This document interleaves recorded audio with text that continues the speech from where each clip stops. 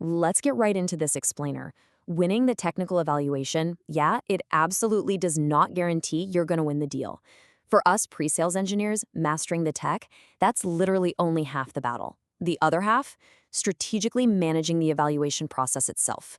You know the feeling, right? You did everything perfectly on the technical side, but somehow the account still slipped away. Well, you're definitely not alone. Just picture it. You've pulled off a totally flawless 4-week technical run. I mean, every scenario tested, every single integration validated. The tech team on the other side is thrilled, practically giving you a standing ovation. And then, 3 days later, you get hit with this exact painful email from the client. Your technical evaluation was excellent.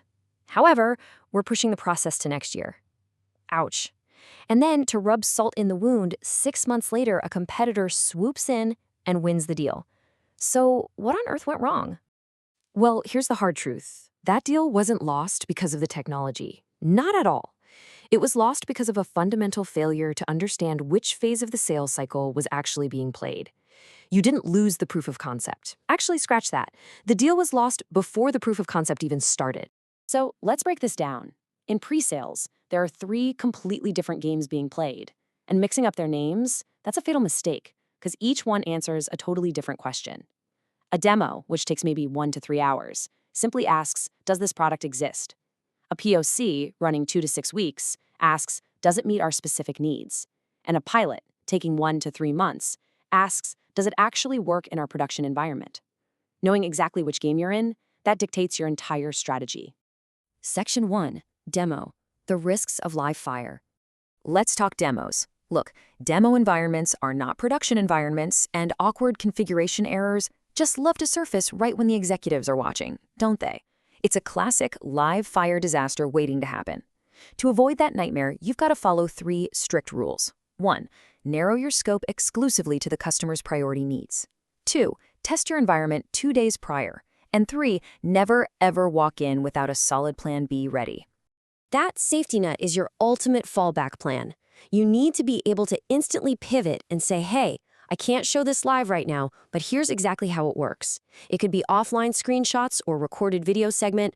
We've actually seen real anonymous cases in the field where having a slick, pre-recorded video ready saved multi-million-dollar deals the very second the live network suddenly dropped. It's a real game changer. Moving on to Section 2, the POC plan, winning before you start. All right, stepping into the proof of concept. You really need to realize that the most dangerous moment of a POC is actually when it ends.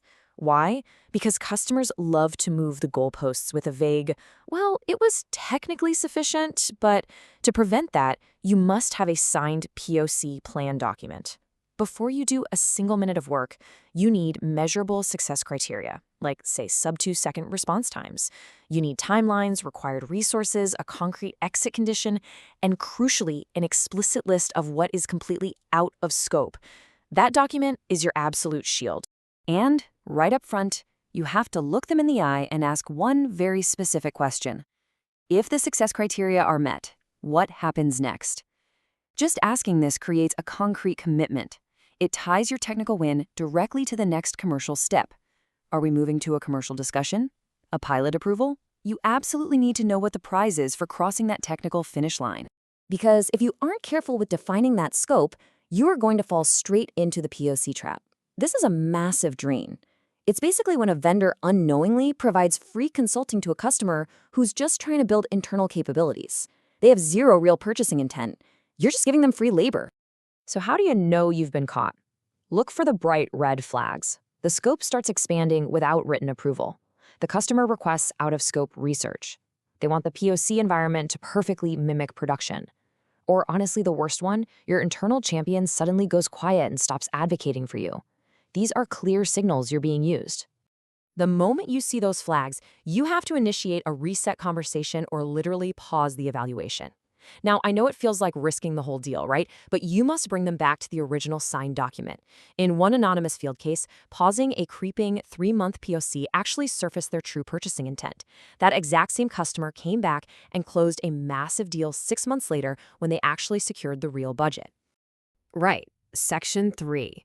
Pilot management. The commercial transition. Once you hit the pilot phase, things change. The technical decision has already been made, and your focus has to shift entirely from proving technical fit to proving operational readiness. Believe it or not, your hands-on role as a pre-sales engineer actually decreases here, but your new job is absolutely crucial. You have to translate those pilot metrics into commercial language that the finance team will understand.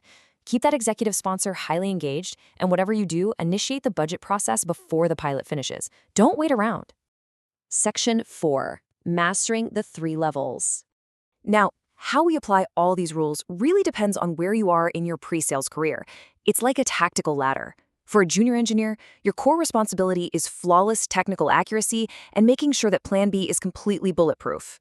Middle-level engineers, you're on the front lines writing those criteria, defending the scope boundaries, and calling those tough POC resets. And the senior engineers, your job is to link that POC directly to the purchase and perfectly align with executive budget cycles.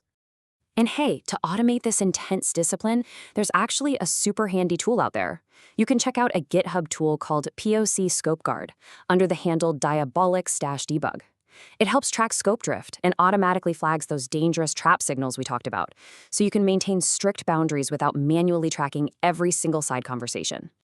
So, bringing this all together, success in pre-sales requires a crystal clear understanding of the rules of engagement. Remember this: a demo is a performance, a POC is a contract, a pilot is a transition.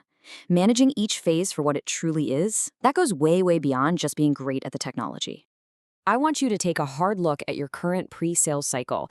Before you step into your next engagement, ask yourself this one final critical question. Are you managing the technical evaluation, or is the evaluation managing you? Master the process, and for sure, you will master the deal.